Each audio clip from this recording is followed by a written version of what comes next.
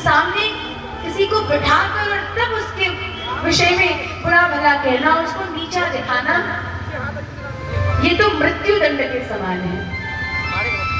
तो आत्मदेव शर्मा ने सोचा कि गांव वाले जब न तब मुझे देखते ही कपाट बंद कर लेते हैं कि ऐसे मेरी संतान का मुख मत देखो, बड़ा अशुद्ध है, ये बड़ा दुष्ट है, बड़ा पापी है। आत्मदेव शर्मा जी को अत्यधिक ग्लानि होती है। अब उन्होंने सोचा कि भैया क्या करूं, घर में रहकर मर जाऊं, ऐसे करूंगा तो आत्महत्या का पाप लगेगा। तो वन की ओर चल पड़े। बोला आज वन की ओर जाता हूं, अगर पुत्र प्राप्ति का कोई मार्ग मिला तो ठीक है, और नहीं तो उधर ही रह जाऊंगा। और महाराज, अगर जंगल में बड़े बड़े महात्मा सिद्ध रहते हैं, क्या पता कोई संत मिल जाए, तो जो ना करे लकीर सो करे फकीर। जो बात दवा से हो न सके वो बात दुआ से होती है, और जब कामिल मुर्शिद मिलते हैं तो बात खुदा से होती है। क्या पता कोई संत मिल जाए, कल्याण हो जाए।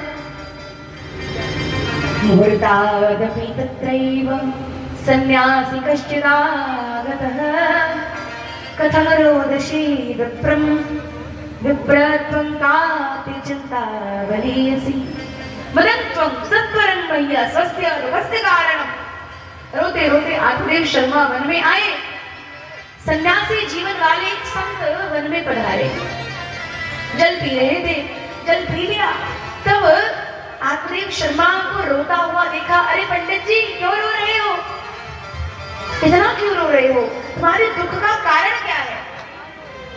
आत्मदेव शर्मा ने कहा क्या बताऊं, जीवन में धन धान्य से परिपूर्ण होने के बाद भी मेरी सदगति नहीं होगी, और बस यही सोच कर रो रहा हूं। सदगति नहीं होगी?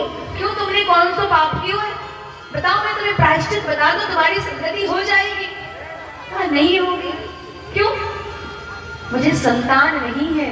जिस वृक्ष को लगाता हूँ फल नहीं देता, गैया को पालता हूँ बंध्या हो जाती है, फल लाता हूँ फल सड़ जाता है। अब बताइए, ऐसे पुत्रहीनस्य जीवनस्य धिक्कति धिक्कति, ऐसे पुत्रहीन जीवन को तो धिक्कार है। जहां जाता हूँ लोग दो चार बातें सुना देते हैं, ऐसे जीवन पर रहना ना रहना बराबर है।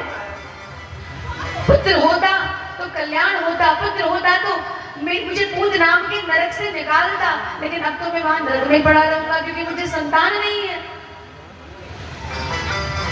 सन्यासी हंसने लगे, बोले तब तो मैं तो सन्यासी हूँ, तब तो मेरी तो गति ही नहीं होगी।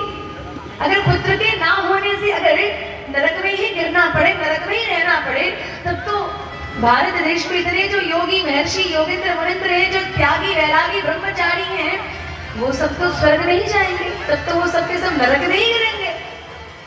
अरे आत्मदेव क्या बात करते हो, गति तो केवल और केवल प्रिया प्रीतम के नाम गायन से ही होती है,